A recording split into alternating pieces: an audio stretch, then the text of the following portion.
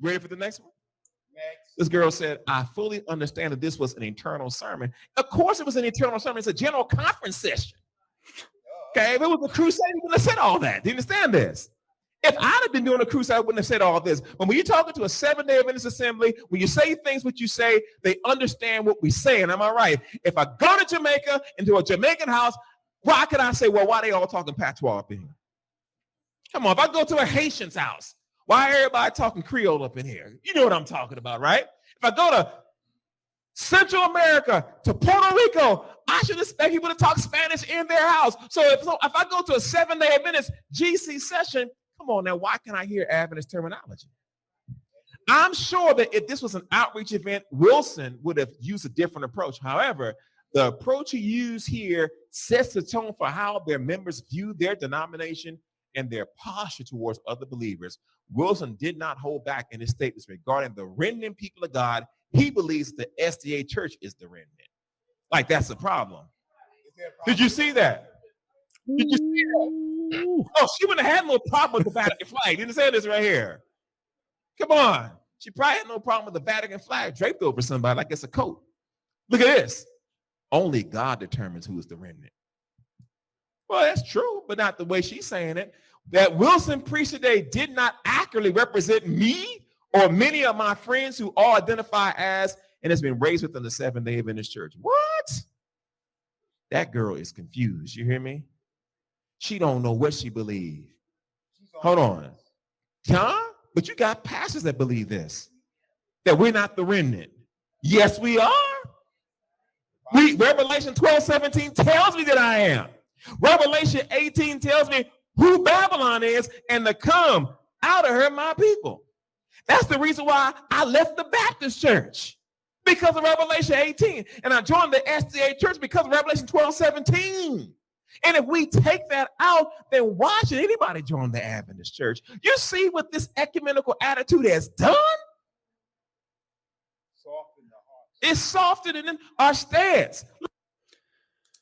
So notice, after he just got done emphatically saying, Ted Wilson never said that we're superior in the eyes of God, he's now admitting as much. But also notice that he states, well, and from earlier, Dr. O, if you end up seeing this because I tagged you in the video, you're going to be immortalized on the show because... Did he say that? Yeah, you did. You did say that. Yes. A mere 2 minutes after you just got done telling us Ted Wilson never said such a thing. But also notice, he states that what you'll hear in a public-facing message is different than what you'll hear as an Adventist. Well, he said there, he mentioned, I haven't heard them use this term recently, but crusades, a crusade. Yeah. An evangelistic outreach series or whatever they want to call it. He admits that internally within Adventism, you're supposed to know the dictionary that's being used without having to have that explained to you. So when I've said on this channel multiple times before, again, and people have said, I'm making this up. No, I'm not. There you go. There you go. An SDA professor. He's not just a layman either. SDA professor and pastor, GC paid, conference paid, you name it, who speaks authoritatively for the SDA Church. Vetted, ordained, all that, right? You know, this is one of those things, guys, that, you know, like I said, we're always accused of misrepresenting things, right? And we're always and again, no disrespect, but Thunder and I did a show about Alan Parr, right? So Alan Parr is a good guy. I got no beef with him, you know, but he was dead wrong when it came to SDAism, and when he tried to dance around it, it just made things a whole lot worse. One of the things that we talked about was that if you haven't been in it, it's hard to realize what's coming out of it. You understand what I'm saying? If you have not lived this life, like we have lived this life, you know, for at least a decade on Thunder's part, and, you know, into decades for Myles and myself, you know, multi-generations worth, right? If you're not embedded in the culture, you're going to miss some things. Those are the kinds of things that you'll be taken out of context. And what Dr. O has provided for the world to see at this point is what they say what they mean when they say certain things, right? When they Yeah. say remnant, they're not talking about all of us. They're talking about them, right? When they talk about God's chosen, they're not talking about all of us who claim Christ. They're talking about them, right? Because at the end of the day, right, if you're being shaken out of the church, the SDA church, and other people are running into the SDA church, it's going to be like, like traffic, going one way and the other way, people leaving and coming in at the end times, right? They are treating their church, their denomination, as the way station, right? Yep. They are showing people, and again, you saw the quotes that have been read from Ellen White earlier, where she is saying that it's their content. Basically, I'm kind of paraphrasing this point, but their content that they speak, right? The words that they speak, the special doctrines, points of doctrine that they speak of, that are going to make the dividing line. When they talk about the Sabbath and how they teach it, and the investigative judgment and how they teach it, and all this stuff, that's what makes the difference, right? That will be the dividing line, not whether or not you know Christ, but whether or not you do it their way. So, Yep. I want to And quickly something go ahead. real quick, Myles, something to consider too that I like to highlight about SDAs is the constant double speak, Totally. where in one breath we don't believe this, and then in the other breath we say the direct opposite to affirm that they do. It's what he just did. Yeah. Ted Wilson didn't say that. We don't believe that. And he's chastising the lady for saying it. And then less than 2 minutes later, he's saying exactly what they believe. Yes, we are the remnant. We are superior. That's why I left the Baptist church and become an SDA and blah, blah, blah. So look out for a lot of that too.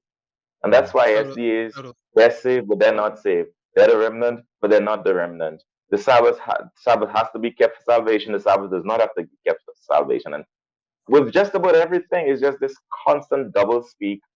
And the main aim and purpose of it is to deceive those who are out, especially Christians, into making them think that they are Orthodox, when in fact, they are far from Orthodox Christianity. Well, I would say that they're deceiving themselves too, because when you say things like, "Oh, I can have assurance of salvation," we've heard, we were just talking about Dr. William Johnson, who just really recently passed away, an Australian theologian, right? He said in no uncertain terms that he can have assurance of salvation, and Ellen White said that nobody should say that they're saved, right? Like nobody should say that. So, can I believe Dr. Johnson, or should I believe Ellen White, who speaks with prophetic authority, right? And then they'll say, but she says a quote over here where it says this. Right. Okay, all that does is demonstrate contradiction. That proves the double speak. Correct. But again, one of the things, and I think it's EDW answers, or no, EDW writings, I believe, or the estate. It's the estate. Ellen G. White estate talks about the quote unquote blessing and curse of having so much that Ellen White writes about. And we talked about that in the last show that we did, the last show that all three of us were on, right? Quoted there. No, it was on the one that Sam Shamoon's show, one of them. Yeah. And we talked about that, where she has so much writings, right? But then if she has so much writings, how can you possibly know what she says, right? And we know that there are multiple contradictory things, right?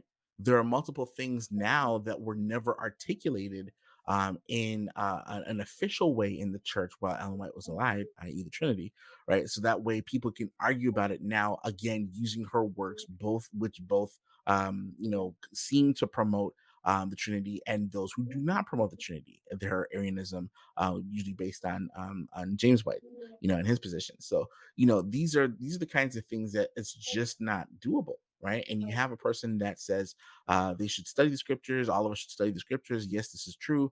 But then when she talks about her own experience studying the scriptures, she had no clue what scriptures we're talking about.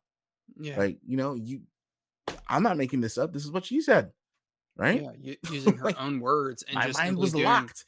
Who says that? Like, what I've found over the years is that Adventists do not typically understand internal critique. Right. They don't understand like examining like the logical conclusions of things and like statements and claims, and the fact that her writings are littered with contradictions, and then you start getting into the plagiarism, and then you start to realize, oh, well, that's because she self-admittedly didn't understand what the scripture said. She probably then didn't have the understanding to know that when she was stealing from somebody who may have been from one theological tradition that contradicts somebody that she's already stolen from and said something. So here quickly, though, I want to look at John 7:14 through 24. And just make a small application from the text here as to what Dr. O is saying, because I think this is important. So here in John 7, starting at verse 14, the context here is Jesus is it's after the feast of booths. And it says, about the middle of the feast, Jesus went up into the temple and began teaching. The Jews therefore marveled, saying, how is it that this man has learning when he has never studied? So Jesus answered them, my teaching is not mine, but his who sent me. If anyone's will is to do God's will, he will know whether the teaching is from God or whether I am speaking on my own authority. The one who speaks on his own authority seeks his own glory, but the one who seeks the glory of him who sent him is true, and in him there is no falsehood. Has not Moses given you the law? Yet none of you keeps the law. Why do you seek to kill me? The crowd answered, you have a demon. Who is seeking to kill you? Jesus answered them, I did one work and you all marvel at it. Moses gave you circumcision, not that it is from Moses, but from the fathers, and you circumcise a man on the Sabbath. If on the Sabbath a man receives circumcision, so that the law of Moses may not be broken, are you angry with me because on the Sabbath I made a man's whole body well? Do not judge by appearances, but judge with righteous judgment. Dr. O is judging this woman based on appearances. The same thing that's being done here, it's not identical in the sense that he is saying that she's necessarily possessed by a demon, but it's in the category of judging based on appearances. He's making assumptions like, because she's saying this, she'd probably be fine getting draped in the Vatican flag. Dr. O, how do you know that? This woman is simply posting something on her own personal Facebook page, voicing things that she's probably thinking. Do you think that this woman just like on a whim, just like she made slides for this, like, and put them up on her Facebook page? So clearly she was probably thinking about these things. There are lots of people in the Adventist church that feel this way, and they're afraid to say what they're actually thinking, what their common sense is telling them, because there's going to be people like this who bully pulpit and bring you up in front of their church and start making all sorts of accusations against you. Give me a break. You claim to be the commandment-keeping church. You can't even yield to the most basic teachings of Jesus here. So because it's not inscribed in the 10 Commandments, when Jesus says, don't judge, oh, who cares about that, right? You guys can't even follow the most basic of Jesus' commands. I get people that comment on my videos all the time about tattoos. You don't know anything about me, folks. You know nothing about me. Yet you'll judge based on appearance, and then in the next breath be telling me that you're the commandment keepers and that you keep all. Give me a break. Give me a break. Get over yourselves. And this is mainly to the loud and proud. I know I'm getting a little worked up here, but it's absolutely pathetic. Shame on you, Dr. O. Shame on you. Raking this woman across the coals for simply thinking. You're supposed to be a professor. Isn't that what your job is to do, is to cause people to think? Ridiculous. This woman's spot on. The messaging within the SDA church gets passed down to the laity and is one of superiority and being more enlightened than everyone else. And she's exactly correct. Just listen to Dr. O's posturing. He's living proof of her claim, and he can't even seem to see it. Adventists want to harp on me for being too aggressive in my videos. Shoot, that's lightweight compared to this meltdown. And this is one of their pastors and professors. Yeah, I was gonna say, and this is not the first time he's done this before. Like I said, he's done it in different ways, not necessarily on video like this. And to be fair, I think he posted this on his church. I don't know if they go live or whatever the case is, and someone grabbed it and posted this up, right? So I'll give him that. But he has also done, and EJ, you and I know a person very well, right, former SDA also, where he went on her page, right, and was going back and forth with her, right? These are lay people. They're not theologians. They're not professors. He holds a PhD, and he will go back and forth with these people on their pages about these things. And I'm like, is that the most, like have a little decorum? You know what I'm saying? Like, if you, and this is somebody that they know personally, whatever the case is, and so they might have that kind of relationship. But as a theologian, quote unquote, as an educated person, you have to have a little bit of decorum, I think. You know what I'm saying? Like I said, we would go back and forth with others, as laymen, as pastors, as teachers, or whatever the case is, for those who do those kinds of things, right? We typically try not to go too back and forth with a lot of folks. If there's some people got to say something to say, we'll make a comment here or there, but we're not going to be, making a much ado about nothing, especially if they're not in a position to articulate what's really going on. And again, this is not a good look for a lot of different reasons. And it's also absolutely untrue what this man's saying, so it's a problem on multiple levels. Yeah, and like I said, I've had SDAs comment on my videos saying that they don't believe in Ellen White, the inspiration of Ellen White, and the doctrine of the remnant. Well, there you go. Just like I've shown on the channel before with Ted Wilson, here's another fundamental belief touting Adventist pastor, someone who actually affirms the fundamental official teachings of the Adventist Church, saying that you guys are confused and softening the stance. You heard him. You can't be an Adventist and question these things. You're the people that the leadership that in that same speech, it wasn't that same speech, but the same event at the annual council, Ted Wilson was warning, which for those that don't know, the annual council is an address that Ted gives specifically to the Adventist clergy. And he specifically started that by saying and prefacing that you need to be on the lookout for people who are watering down the message, who are saying things like, oh, no, we don't need to, the spirit of prophecy is not, Ellen White's writings are not inspired. I don't believe in that. He called it watering down the message. Thoughts on that, CMB? Yeah, I mean, and just kind of think about it, like the speech that you had posted the excerpts from earlier, right? It's called "Hold Fast to What You Have," right? And like that was the official address to the church at the biggest convention that they have, the General Conference session. And if you listen to it, and I would encourage anybody to listen to it, please go and listen to the sermon, right? He is telling people that he is doubling down on all of this stuff.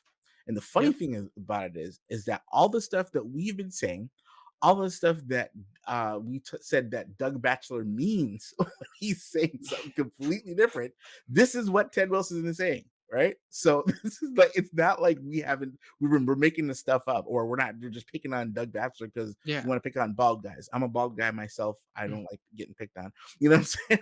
But it's just that these things are what people actually hold to. And if you take Ellen White seriously, if you take the church seriously, this is what you're going to hold to. And when we say that, people are like, oh, you're misrepresenting us. Now Dr. O is saying it in high def. And now not just that. Ted Wilson is saying it in high def. What you going to do now? Are they misrepresenting SDAism? Come on. Correct. Y'all. And not just that, but earlier he mentioned an internal message versus a crusade type message. That's it. What we reviewed with Doug Batchelor was a crusade type message because there was a mixed body of people. This is an internal message. And when it's an internal message, there's not going to be a lot of explanation around the terms because it's going to be understood. You know the terms in the dictionary and the definitions. They're not going to need to go into all of that. It goes without saying, and I think that's another thing what I was trying to get at when I was talking about the SDA culture. Myles and I believe Thunder, but Myles and I definitely don't have to explain what a haystack is. If you're Seventh-Day Adventism or Seventh-Day Adventist, you know what a haystack is, right? If you say to someone, "Hey, we're having haystacks for dinner," people look at you crazy if they're not SDA, right? Yeah. And you're We like, know it's what that is, basically a taco salad with no meat. right? You know what that is, right? Yeah, It goes totally. without saying, right? It's like a Okay, it was like a Pathfinder go-to meal. that's it, man. Feeds the crowd, right? And if if I may insert too, guys like Dr. O, these aren't just people on the fringes of SDA either. No. These guys represent dyed in the wool authentic Adventism. Yep. And so, he's not somebody on the far right or far left, but this is what authentic Adventism is. Well, And look how he's treating this somebody. is, Look how he's treating yeah, somebody who isn't in line with him. right. precisely. And this is not a one-off thing either. I've had a lot of interactions with him. Um, Watched a lot of his presentations. I mean, every week he has, this Sunday law update. I mean, this guy is this guy is a bona fide SDA. He represents what SDA should be: the fear, the paranoia, the cognitive dissonance, Yeah. double speak, you name it. He's all over uh, Georgia and several other parts in the states, putting up Sunday law billboards as his proclamation of the gospel, as invitation for people to embrace the gospel. Uh, Railing against Sunday and having a Sunday law billboards all over the place, and it's really crazy. And I just hope that people would look into these things for themselves and see how much confusion, fear, paranoia, how much of those kind of things exist in Adventism and embody Adventism. And this is who they truly are. So those who try to sanitize it and give these good speeches and talk as, oh, we don't believe that. Just look into their literature. This guy is a professor at one of their universities. He's teaching pastors and workers, and the list goes on. Now, if he does not represent Adventism in any shape or form, why is he tolerated over the years? Mm-hmm. Why is he getting funding from SDA churches and conferences to put up these Sunday law billboards and, wherever else it's coming from if he does not represent Adventism? But in fact, Yeah. it's people like him who are some of the best evangelists in Adventism, because they use a lot of this fear and paranoia and manipulation to get people in for the system to make up their numbers. Can I say one more thing real quick? Go for it. We talked about the difference between a crusade message and like what do you say, like an internal message, right? Yeah. Or GC message. There is no difference, right? It's it's not what you say, it's how you say it, right? Yep. Totally. And And he even admitted that. He was like, well, we wouldn't say it that way. Right. And that's the thing, because they do talk about all these details. Again, what they're doing is preaching and teaching this, right? This is, and again, it says America and prophecy. That's what they say. Oh, there you go. Sorry, guys. And it says America and prophecy on the cover, but it's the great controversy. That's exactly what this book is, right? So that's what they're preaching and teaching.